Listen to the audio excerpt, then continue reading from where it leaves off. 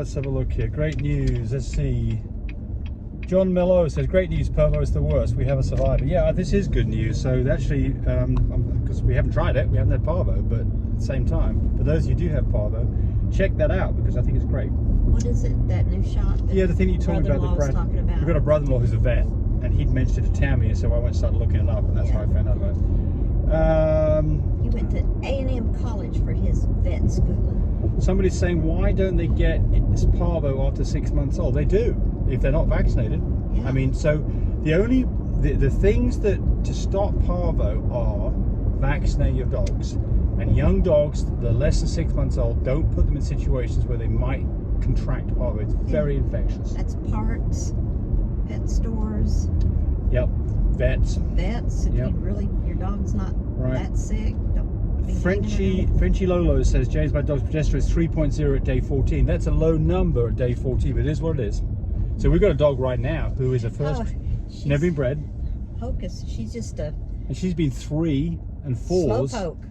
For like, what are we at now? What day are we at now? I don't know, I gave up. We're at day 20 now, We've been testing and testing. Yeah. Well, what she did, she first started, she was tiny back there. And I thought, oh. And then 3 days later, she just kind of quit. My daughter says, no, I still see pink. And then about a week later, boy, she came back in with a vengeance. But she's so slow on her numbers. It's driving me crazy. That light behind us is really bugging the hell out of me. Yeah, well, the whole thing's fuzzy. Yeah. Well, I think it's the... Okay, so let's have a look. Move your big head that way. Yeah.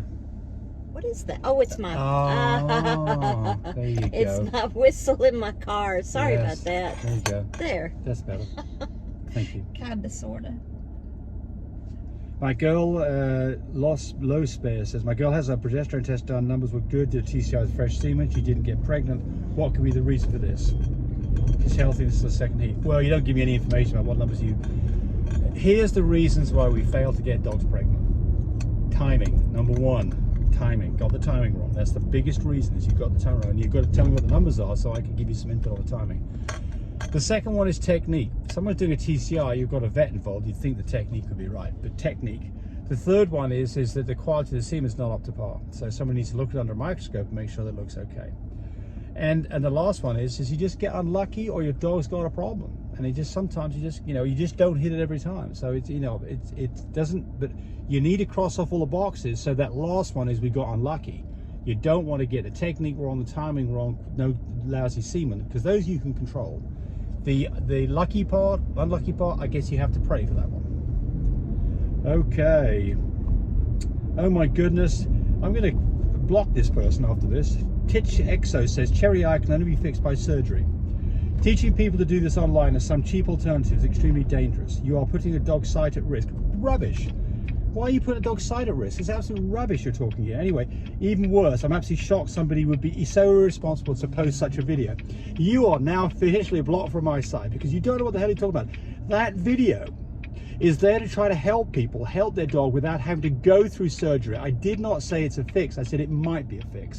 And how the hell that would destroy dog's eyesight is absolutely ridiculous. You're an idiot. So idiots, gone. You're blocked.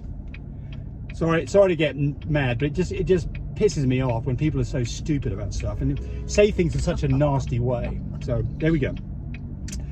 Now I'll calm down. Lee Lunk says, I have scabies or scarpodic mange. It's only a few spots, but I know it's one or the other. The itching ain't that bad. I'm assuming you have it on yourself.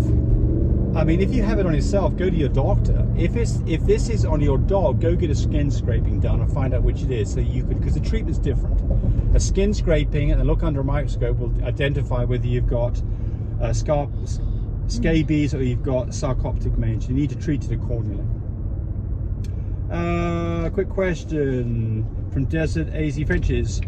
If you can get, when buying a dog from the UK and bring it to the US, is the export pedigree all that I need from them?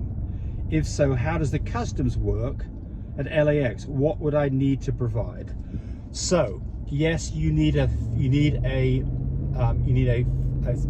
think it's it depends on where you're coming from, but from the UK, you have to have, I think it's a three generation pedigree. It might be a 5 generation export pedigree. You've got to have that.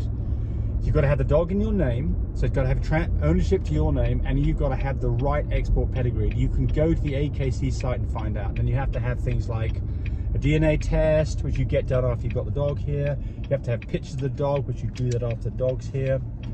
As far as the customs is concerned, you've got two ways to do this. One is that you can go hire a broker to handle this for you, which is what we did the first time we did it, and you don't need it. What you do need is a bill of sale to show what you paid for the dog, and they are going to charge you a percentage based on what you paid for the dog. So, you know, you can do some jimmery pokery on that. I'll let you decide how you do that, but it's not that expensive. But of course, if the dog's $50,000, you're going to pay a lot of export fees. If the dog's $500, you're not going to pay very much. So you can see how you play that game. But we've done this a number of times, haven't we? Mm-hmm. And so what you do is you go, depends on where it's coming from, but if the dog lands, the dog is held at that location, you then have to go to the customs office, which will be a few miles away, with some paperwork that you get when you've paid the airline that brought the dog in, and your bill of sale. They're real good about keeping in contact with you, though, through email and right. And so you need to make sure that this, you know, that the customs office is open, because, you know, they've got regular hours, and there are some limits on how you can pay for this. I'm not sure that you can pay with a credit card. I think you have to have cash. We did, so that's kind of silly, but there it is. So you don't want to get tripped up by that. So I would definitely find out ahead of time, or bring cash with you. But that's it. Encourage me to do more of these videos. But do remember, disclaimer here, I am not a vet. I'm not a licensed medical professional. I'm purely a person who's been breeding dogs for the last couple of decades. Any information that you got from this video, use at your own risk. There's nothing implied here, and certainly this should not be used as a substitute for advice from your veterinarian or your medical professional. I hope you enjoyed the video. Come back for more of them. Frisky now, come on up here, dog.